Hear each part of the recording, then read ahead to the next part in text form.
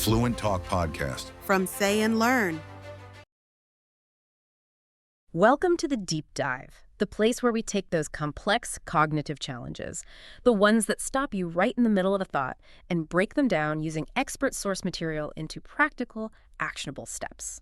Today, we are focusing on arguably the single biggest hurdle for anyone serious about achieving true fluency in a second language, particularly English. And that's the internal translator. The internal, invisible, and overwhelmingly inefficient mental translator. Ah, yes.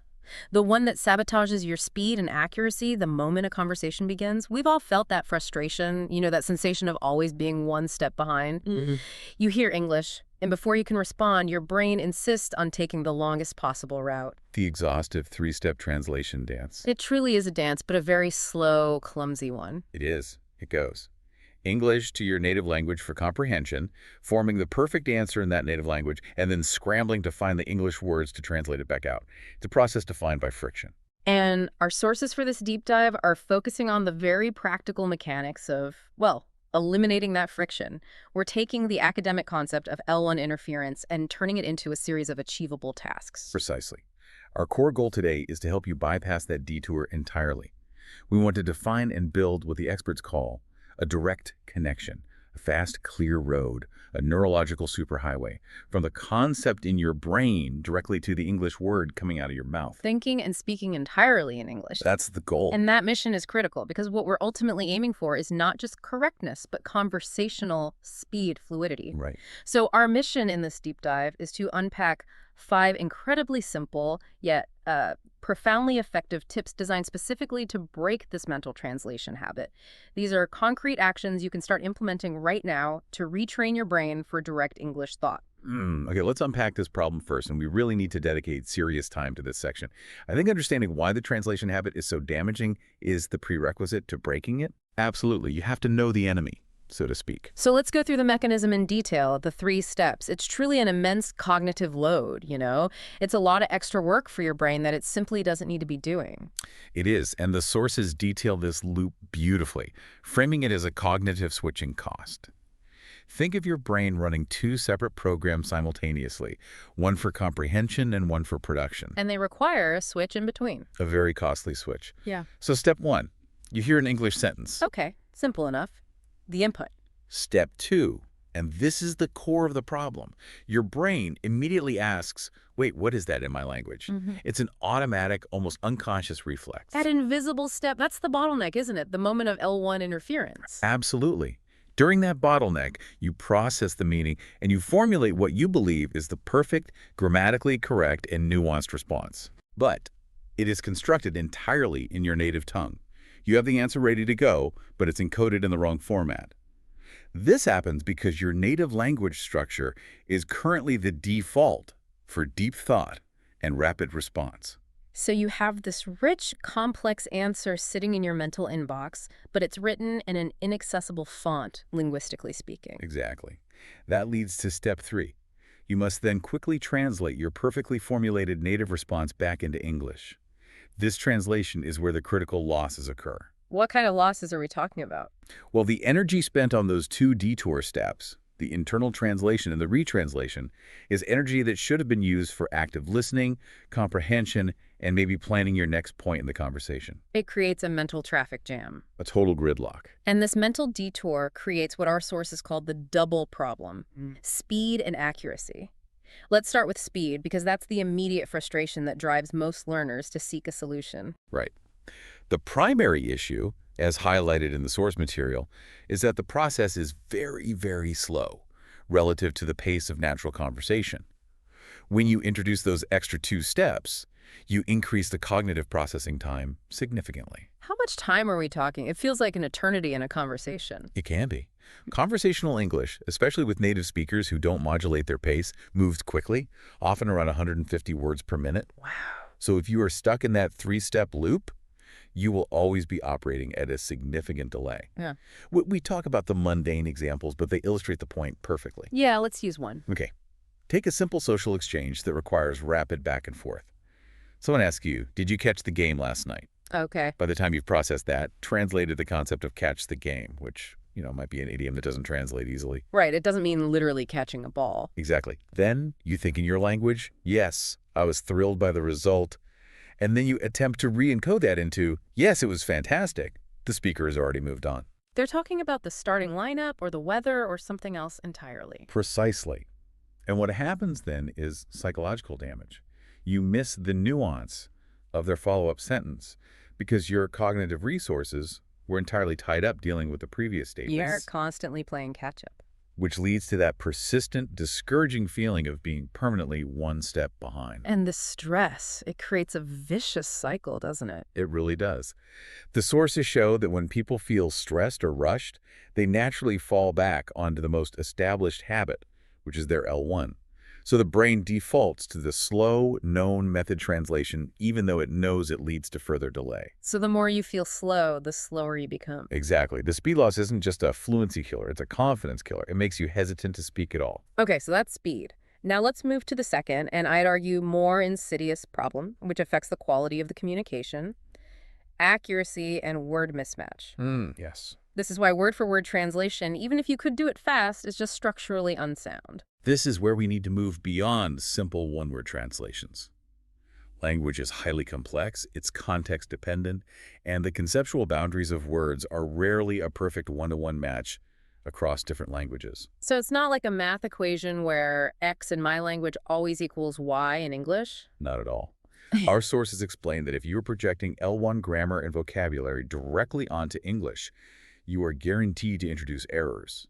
Your sentence might be technically understandable, but it will sound off. Let's use multiple examples here, beyond just a basic word. What about phrasal verbs? Those must be a nightmare for translators. A total nightmare. If a learner thinks of the concept of invent in their native language and tries to translate it directly, they miss the fact that in English we often use come up with. Right. She came up with a great idea. Exactly. If they mentally translate their native word for invent, they might produce an answer like, she invented a great idea, which is grammatically correct, but sounds unnatural or overly formal in a casual setting. Or take prepositions. They're notorious for L1 interference. They are. In many languages, the preposition for on the table might also be used for in the bus or at the street.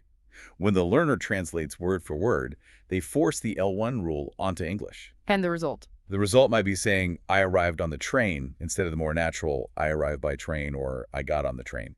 The sentence is understandable, but it sounds, as the source puts it, very strange, or is just incorrect in that specific context. And this isn't just about small words. What about more abstract concepts, like responsibility or making a decision?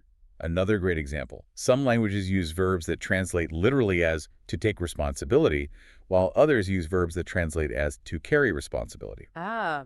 So if you translate carry responsibility directly into English, you've introduced an unnatural-sounding phrase simply because the underlying L1 conceptual mapping was different. So the key takeaway here is what exactly? The goal must be to create a direct connection between the concept, the abstract idea of deciding, or the function of responsibility, and the entire English phrase or chunk of language that expresses it. Bypassing the native language word entirely. Entirely. The detour must end because it sacrifices both conversational speed and linguistic precision by introducing these structural errors rooted in L1 grammar projection. Right. So the diagnostic is complete. The detour is destructive. The goal is clear. Build that direct road. Right, but you cannot build a neurological superhighway overnight. No, you can't. Yeah. We need to start small, as the source material suggests, by attacking the smallest unit of language. Single words. Absolutely. The foundational steps are deceptively simple, which is great because they are immediately actionable. That brings us to tip 1, which focuses on immediate cognitive restructuring. Tip 1. Label your world, starting with single words. The core strategy here is to force the brain to link an object directly to its English name, actively eliminating the native language intermediary. So you're making a conscious choice to use English as the language of your internal observation. Precisely. This is truly foundational, and you can start this moment, listener, wherever you are. I'm looking at my surroundings right now. I see my microphone. The exercise is simple. When I look at that object, the microphone, I don't think of its name in my first language.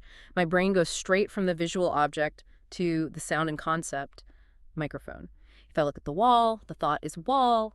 If I look at the desk, the thought is desk. This exercise is so powerful because it establishes the desired direct connection physically. Mm-hmm. You are forcing your visual system to link the object, the cup, the chair, the lamp, directly to the English label. There is no middleman. No middleman, Yeah. no translation step required. The object becomes synonymous with the English word.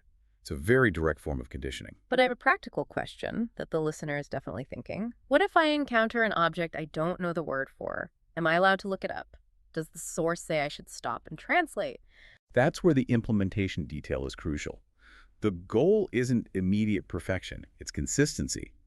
If you don't know the word, the source advises that you look it up immediately, write down the English word, and then spend the next 5 minutes consciously labeling that specific object every time you look at it. Okay, so a momentary translation is okay, but only for discovery. Exactly. And critically, you resist the urge to write the native word next to the English definition.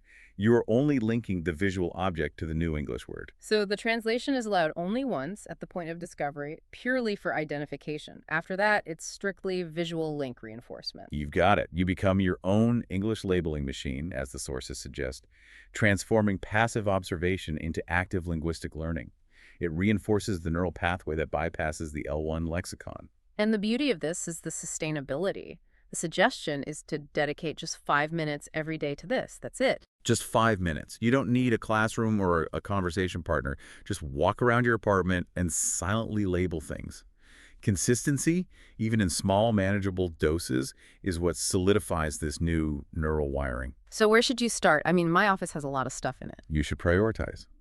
When you start, focus on high-frequency, everyday objects. Keys, phone, door, floor, ceiling, spoon, window. The things you see and use 100 times a day. Don't worry about obscure objects at first. Build a high-traffic vocabulary with direct links first. That's tip 1, labeling the existing world. That's a powerful internal practice. Now let's leverage that same visual connection concept, but apply it to building new vocabulary rapidly. This is tip 2. Right, tip 2, visual vocabulary, the power of pictures. This strategy builds upon the labeling concept, but utilizes universal images to cement connections, often using flashcards or digital image banks. Now, a lot of listeners probably just rolled their eyes. Flashcards, really. But as you mentioned in the critique, learners often already know about flashcards. What makes the source material's application of them different here? It's the mechanics. It's the absolute rejection of the L1 word on the flashcard. Standard flashcards often have English on one side and the native translation on the other, which actively reinforces the translation habit. You're just practicing the detour. You're getting better at translating, not better at thinking in English. Exactly. The source mandates a universal picture on one side, the visual element, and the English word on the flip side. Nothing else. The picture is the ultimate universal language. It requires zero translation. Exactly. The sources highlight that a picture of an apple, a house, or a bird looks fundamentally the same everywhere in the world, regardless of the language you speak. This universality is key to training the brain. So the brain processes the image, the concept of the fruit, and you train it to jump immediately from that visual concept to the sound and spelling. Apple. With no need for the native word for apple to intervene. Okay, that sounds essential for concrete nouns, things you can see and touch. But does this strategy extend to more abstract concepts like anger or relief? It does, though it requires more creativity, which the sources encourage. For abstract concepts like anger or relief, instead of a single object, you use an image that visually represents the concept. So like a picture of a stormy face for anger. A stormy face for anger, or perhaps someone sinking into a comfortable chair for relief. The goal remains the same. Bypass the native word by linking the concept to the image, and the image to the English word. That makes the process tactile and memorable. And the experts also suggest making this a game, which is crucial for motivation. Yes, the gamification element is highly recommended. Turn vocabulary acquisition into speed practice.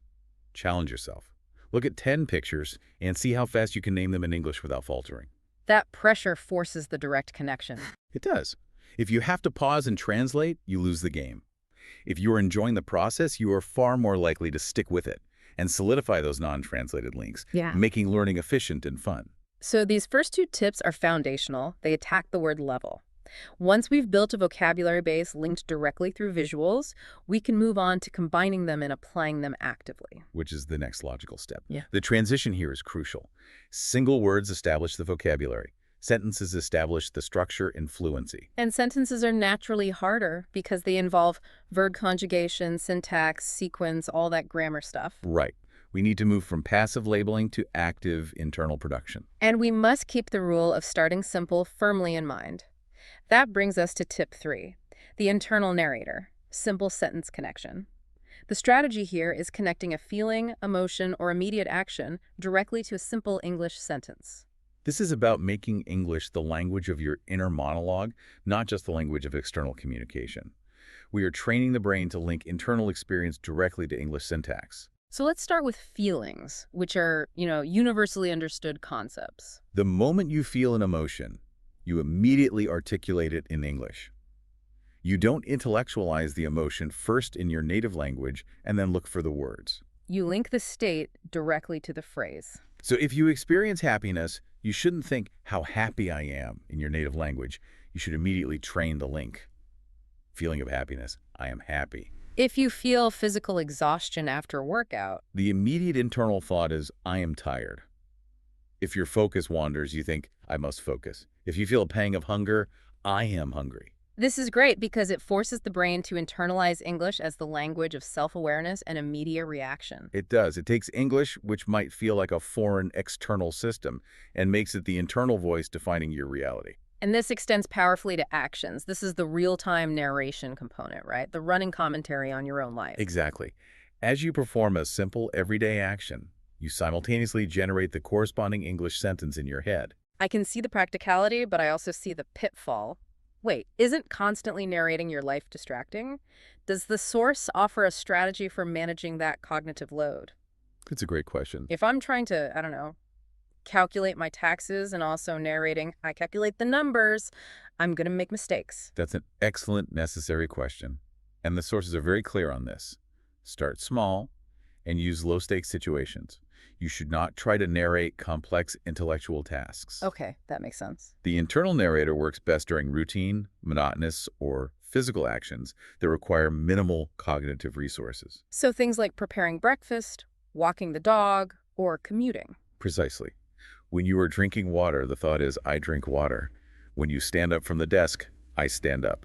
When you pour coffee, I pour the coffee. These are low-pressure moments where you can focus on internalizing verb structures and common sentence patterns. Yes, and that leads to the concept of automaticity. Automaticity, that's the more sophisticated concept we should be discussing here. It's moving from conscious rule application, like thinking about grammar, to subconscious performance. That's it.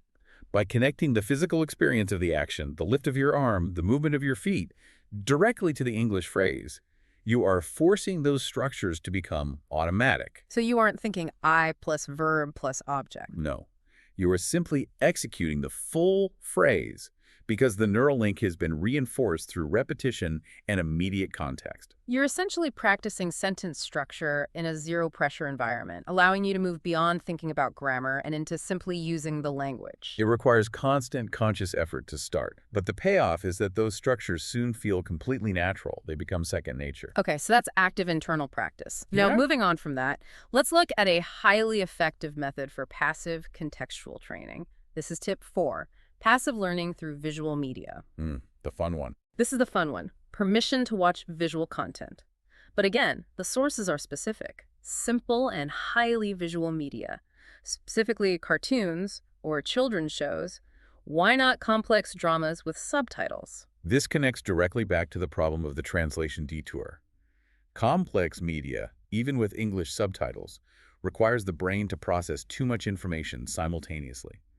If you are reading subtitles, you are often translating them. And if you're listening to complex dialogue, Your brain might just default to L1 comprehension, trying to catch the meaning by translating keywords, and you're back in the same trap. so why are cartoons superior? What's the magic there?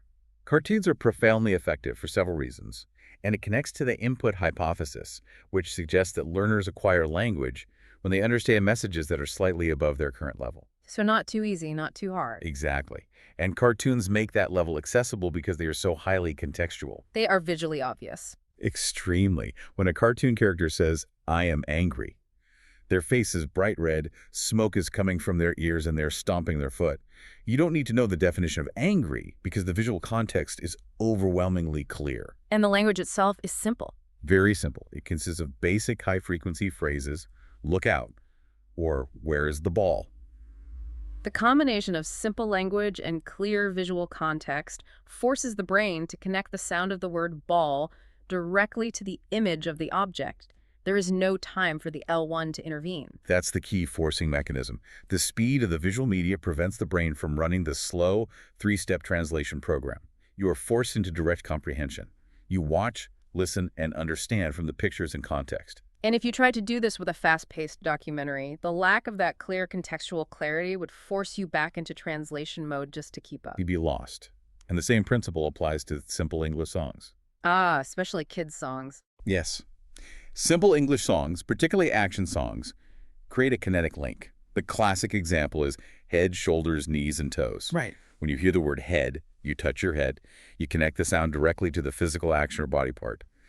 This physical reinforcement, the kinetic memory, aids understanding without requiring a dictionary or L1 translation. So the practical goal here is framing this as enjoyment, not study. It has to be.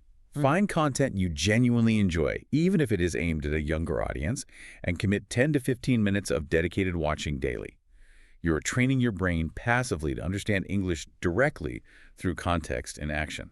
And you're reinforcing the very structures you're actively using in tip 3, the internal narration. They all work together. These 4 tips, labeling, pictures, internal narration, and visual media, lay the complete groundwork. They move you systematically from single words to structure, all while strictly enforcing the no translation rule through immediate context. Okay, we've established the how-to, the blueprint for retraining the brain, but now we have to address the mental elephant in the room. This is hard. Breaking a long-standing, deeply ingrained habit of translation is difficult, sometimes frustrating, and it often feels like fighting your own autopilot. It absolutely is, and this is why the sources dedicate significant space to the final and most crucial piece of advice. Tip 5, be patient. This is the key to sustainability and prevents burnout. Because when learners start tip 3, the internal narrator, they quickly realize how often their brain defaults back to the native language, even when just talking to themselves. Oh, constantly. And that instant feeling of failure can be deeply demoralizing. And that's precisely why the experts use the analogy of learning to walk. When a baby learns to walk, they fall down constantly. They make mistakes. It feels awkward. And they certainly don't stand up and immediately run a marathon. Right. Learning to think in a new language is the same process of neurological development. We need to give ourselves the same grace we would give a child learning a physical skill. You take one small, wobbly step, then another. The reason we need this patience is psychological and neurological. It is. Translation has become a deeply ingrained habit, an efficient, though slow shortcut the brain uses to save energy. Breaking that connection requires time, consistent effort, and most importantly, gentle redirection. Which means we have to actively and consciously manage our self-talk. Yes, this is so important. The source material is very clear about the internal monologue we must adopt when we inevitably catch ourselves translating. You must not beat yourself up. No. You should never say, I'm so bad at English, or I'm never going to get this right. That is damaging and counterproductive. So what's the alternative? What should you say? Instead, the recommended self-talk is constructive and kind, focusing on the immediate moment and the goal of correction. If you realize your brain translated, you just pause and say, oops, I translated. It's okay. That was my old habit talking. Let me try again right now with a simple, direct English word or phrase. Kindness is the fuel for learning. It is. If you introduce self-criticism, your motivation will plummet, the stress response will kick in, and your brain will literally shut down the higher-level processing needed for L2 acquisition. So we have to treat those moments not as failures, but as simple, inevitable course corrections. And see them as wins. Every single time you successfully notice the translation and correct it with an English thought, that is a massive victory, even if the thought was just the word wall. So the mindset shift from aiming for perfection to aiming for progress is absolutely essential here. How do we as learners measure progress if we're constantly making mistakes? The sources suggest moving away from measuring progress by the complexity of the language you produce and instead measuring by the consistency of the habit. Ah, okay. Success is defined by showing up every day. Did you do your 5 minutes of labeling? That is progress. Did you manage to internally narrate your walk to the kitchen without translating? That is progress. So the metric is commitment, not correctness. Exactly. Progress is more important than perfection. If you stick with 5 minutes of labeling objects every day for a week, you have made substantial progress in building those foundational direct links. And that consistent small victory reinforces the positive habit, making the new pathway stronger and easier to use next time. It does. And let's revisit the idea of mistakes, because I love the description the sources use. Right. Mistakes are not the bad guys. Right. No, they are the good guys. They are your teachers. They are data points. So when you make a mistake or when you notice that L1 interference, the mistake is just flagging something that needs more practice. That's all it is. If you consistently struggle with finding the direct English phrase for tired, that mistake doesn't mean you're a failure. It means you need to practice saying, I am tired, 5 more times tomorrow during your tip 3 narration exercise. Mistakes tell you exactly where the gaps in your knowledge or your direct connections are, allowing you to target your practice efficiently. That is a truly powerful mindset shift for any learner. It turns frustration into focused effort. It creates a system where the learner is actively in control of the learning feedback loop. They stop relying on external correction and start using their own mistakes for internal course correction. And that ownership is what sustains motivation over the long term. This entire approach is so systematic. It starts small and builds complexity, but it hinges entirely on this final, patient mindset. It does. So let's quickly consolidate these 5 powerful tips for our listeners to internalize. This is their actionable blueprint for dismantling the translation detour. 1. Start small. Begin with single words by labeling the objects around you daily, eliminating the L1 intermediary entirely, especially for high-frequency nouns. 2. Utilize pictures. Use flashcards or image banks with universal images on one side and the English word on the other to create rock-solid visual connections, bypassing the L1 vocabulary entirely. 3. Activate English. Practice simple sentences by connecting feelings. I am hungry, and actions. I open the door, directly to the English phrase in real time, especially during monotonous, low-stakes activities to build automaticity. 4. Consume simple visual content. Watch cartoons or listen to children's songs. Use the clear, simple visual context to force the brain to link sound and sight directly, training passive comprehension efficiently and preventing L1 translation lag. And 5. Be patient. This is the crucial foundation. Be kind to yourself when you translate, understand that progress is the only meaningful metric, and treat every mistake not as a failure, but as a teaching moment that flags where you need to practice next. That summarizes the entire strategy perfectly. It's all about daily, consistent practice and making those direct connections stronger and stronger until thinking in English becomes the default, automatic, and natural mode of operation. Hashtag tag tag outro. The ultimate benefit of all this patient work is truly transformative. As you enforce these direct links across words and simple sentences, the fast road in your brain gets bigger and stronger, literally. The neural pathway gets paved. Exactly. This means easier, more natural, and most importantly, much faster conversations. You move from the slow, mentally strenuous 3-step translation process to a fluid, instantaneous connection between concept and speech. You gain the cognitive space to focus on the conversation itself, On empathy, nuance, and humor. rather than on the agonizing search for the right preposition. That is the goal for true conversational fluency. If you are always one step ahead of the translation, you can engage, you can listen actively, and you can respond naturally. This entire deep dive has been focused on immediate action and internal practice that you can implement right now. So we leave you with this provocative thought, focusing on the power of tip 3, the internal narrator. The commitment starts now. Right now. If you commit to narrating just your next 3 physical actions, standing up, walking to the door, or getting a drink directly in English, focusing only on the concept-to-word link, how much mental energy will you save by tomorrow morning? Start now with one small victory. The pen on your desks, the lamp beside you, the door you're about to open. Link the object or the action directly to the English word. Take that small, conscious step away from the detour. That's the first step on the direct road. Thank you for joining us for this deep dive into transforming how you think in English. Keep practicing, keep being patient, and we hope these strategies lead you swiftly to much faster, more natural communication. We'll catch you on the next deep dive.